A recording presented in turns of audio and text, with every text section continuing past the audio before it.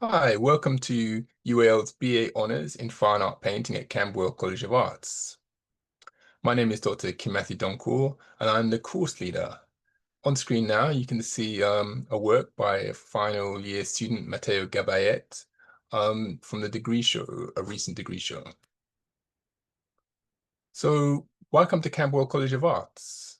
Well, we have a range of fine art courses, but obviously the one I'm leading is particularly dedicated to painting.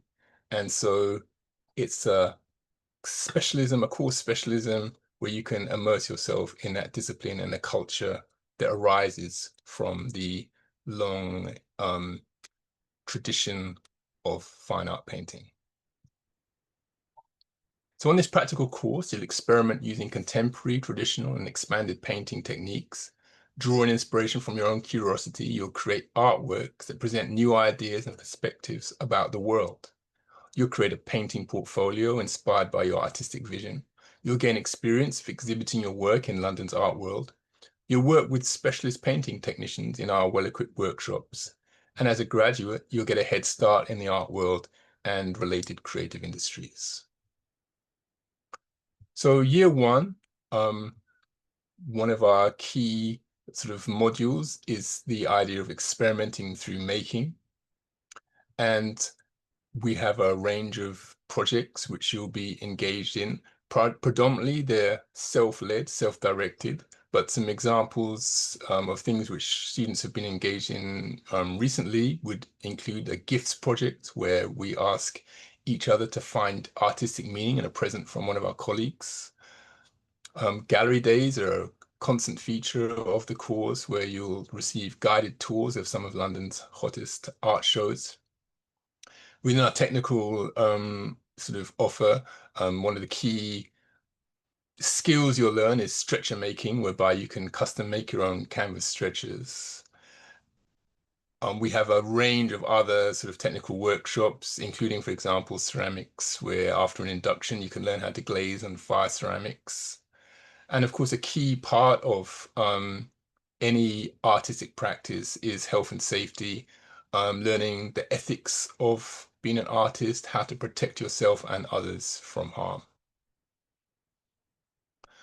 So in year one of the key modules we have is which we call Articulate About Practice, which enables you to articulate yourself about your artistic practice partly through verbal presentation, being able to speak confidently about your work, but also through writing. And of course, through the practice itself, you get to articulate what it is you're about as an artist. And on screen now, you can see work by a recent student, year one student, Adure Ameshi. And here's another example of work by a recent year one student, Leila Yilmaz. In year two, one of the key areas we're going to be thinking about is understanding art's context. And again, some past projects from recent year two activities include Tightrope, in which students showed work in a public exhibition at the Handbag Factory, which is a gallery in Vauxhall in South London. As part of that activity, students were involved in the marketing and publicity committee, where they would learn about exhibition promotion skills, how to get people to come along, to take an interest in your work. And another key aspect of year two studies has been critical review, whereby we put ourselves in the shoes of a art reviewer and write or present analysis of another artist's work, which is critical to understanding how art is thought about within the industry. Again, thinking about our technical offer, a recent technical class which has been very well attended and enjoyed by students was a woad workshop. So woad is a sort of ancient pigment making technique, and where our students learn how to make natural sustainable pigments from everyday sort of plants and other substances. On screen now is a work by Siki Song, which actually is not really an artwork. So this is a sort of a an extract from one of their contextual documents showing how they've come to make a particular artwork. So iterating all the different drafts of the design for this particular artwork, and all their notations and sketches. So just kind of showing the kind of background work which goes into thinking about, making projects on the course. And here again, a exhibited work at the Tightrope exhibition by student Honey Minis. And here is a photo of the opening event for that particular show. And so this is a kind of community which we try to foster on the course, where all of the students gather together to view, celebrate, show, share work in a public exhibition space. Sometimes those are created through the course, and sometimes they're student-led, but community is a really important part of art education and also an art career. I think one of the most important things that live art can do is bring people together in a physical, real space, such as a gallery, museum, or other exhibition space, to see and participate in the celebration of, real life artworks. Final projects are the key element of year 3, the last year of the course, where we are asking our students predominantly to create new artworks for the degree show, which is, a fantastic exhibition which covers the whole of the university, or certainly the whole of Camberwell College of Arts, where you'll be showing work alongside many students from other different courses all at the same time. It's a real great celebration of artistic creativity. And as part of the preparation for that, we'll be asking our students to join one of the exhibition committees to write a professional exhibition proposal. So really sort of upping their game and thinking about how do professional artists approach and work with galleries and museums and other institutions to create, these professional documents which explain to audiences, particularly key audiences like curators, what kind of work am I making? What sort of risks does it entail? What sort of ideas are involved? Another really important part of the course, which gets accelerated in year 3, is developing professional installation skills. So learning how to put artwork safely and professionally in an exhibition context, so that when people come and see it, they're not knocked over literally by artwork falling upon them. So really learning how to make exhibitions is a key skill, I think, which all artists, especially artists who are starting out on their career, really need to learn, so they're not reliant on hiring expensive technicians, but can actually handle a drill or other important tools themselves. And of course, writing a professional artist statement is also, sort of a step further from an exhibition proposal, whereas a proposal is something you might put towards, an exhibiting institution like a gallery. An artist statement, of course, is something which you share with the public to explain your work, and we'll guide our students through that in their year 3 final projects.